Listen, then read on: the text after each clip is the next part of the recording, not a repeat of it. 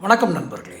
தமிழக வெற்றி கழகத்தின் எஸ்ஐஆர் என்று சொல்லப்படுகிற அந்த தீவிர வாக்காளர் திருத்த விவரங்களை எதிர்த்து போராட்டம் நடந்து கொண்டிருக்கிறது. அந்த போராட்டத்தில் அவர்கள் எழுப்பிய ஒரு கோஷம்தான் சற்று சிந்திக்க வைத்தது. அவர்களுடைய ஏனென்றால் ஒரு கட்சியினுடைய ஒரு போராட்டம், ஒரு களப்போராட்டம் நடக்கும் பொழுது அங்கு என்ன பேசுகிறார்கள், எதை முன்னெடுக்கிறார்கள் என்பதை வைத்துதான் அவர்களுடைய கூட்டணி விவரங்கள் அல்லது அவர்களுடைய எதிர்கால திட்டங்களை நாம் அறிந்து கொள்ள முடியும். இது ஒரு மைக்ரோ லெவல் அனலைஸ்னு வச்சுக்கோங்களேன். பதிவுக்குள்ளே போகிறதுக்கு முன்னாடி சேனல் சப்ஸ்கிரைப் பண்ணாதவங்க சப்ஸ்கிரைப் பண்ணிக்கோங்க, நோட்டிஃபிகேஷன் பில் பதிவு பண்ணுங்கள். அப்போ தான் என்னுடைய பதிவுகள் உங்களுக்கு வந்து சேரும். இப்போ அந்த கூட்டத்தில் என்ன கோஷம் அளிக்கப்பட்டது? வாக்குகள், எங்கள் வாக்குகளை பறிப்பது யாரோ? இவர்கள் யாரை நோக்கி கேள்விகள் வைக்கிறார்கள்? திமுகவா? ஏனென்றால் இன்றைய சூழலில் மாநில ஆட்சி அதிகாரத்தில் இருப்பது திமுக. அவர்கள் நினைத்தால் களப்பணியில் அதை செய்துவிட இயலும். அவர்களுடைய சந்தேகப்படி, தாவேகாவினுடைய சந்தேகத்தின்படி அடிப்படையில்.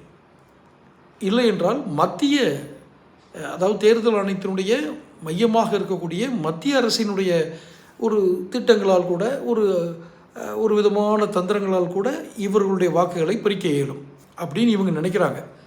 அப்படி எங்கள் வாக்குகளை பறிப்பது யாரோ என்று இவர்கள் ஒரு பெரிய கூவுவதால் யாரை குறிப்பிட வருகிறார்கள்?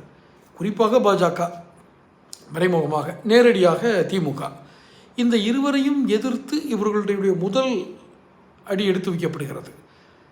மாநிலத்தில் ஆட்சி இருக்கக்கூடிய திமுகவை அகற்றுவோம், எங்களுடைய நேரடி போட்டியே திமுக தான் என்று மிகைப்படுத்திய ஒரு கனவில் இருக்கிறார்கள்.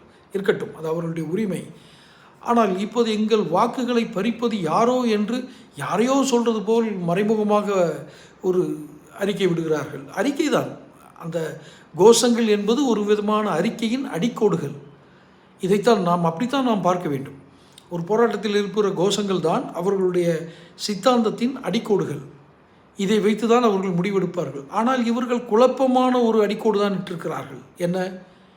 யாரோ என்று ஏன் சொல்ல வேண்டும்? மத்திய அரசே என்று சொல்ல ஏன் அவர்களுக்கு தயக்கம்? பாஜக அரசு தான் இதை செய்கிறது என்று அவர் சொல்வதற்கு என்ன தயக்கம்? நான் அவர்கள்தான் செய்தார் என்று நான் கூறவில்லை. உங்கள் சந்தேகம் அப்படி இருந்தால் ஏன் கூறக்கூடாது? உங்களுடைய கொள்கை எதிரியாயிற்றே. உங்களுடைய அரசியல் எதிரியும் அதை செய்திருப்பார். 2 பேரையும் பெயர் சொல்லி அழைப்பதற்கு ஏன் தைரியம் இல்லை? தைரியமாக வாருங்கள் என்பதற்காக தான் இந்த பதிவு. தொடர்ந்து பதிவுகளை பெறுவதற்கு சேனல் சப்ஸ்கிரைப் பண்ணிக்கோங்க, நோட்டிஃபிகேஷன் பில் பதிவு பண்ணுங்கள். அப்போ தான் என்னுடைய பதிவுகள் உங்களுக்கு வந்து சேரும். நன்றி.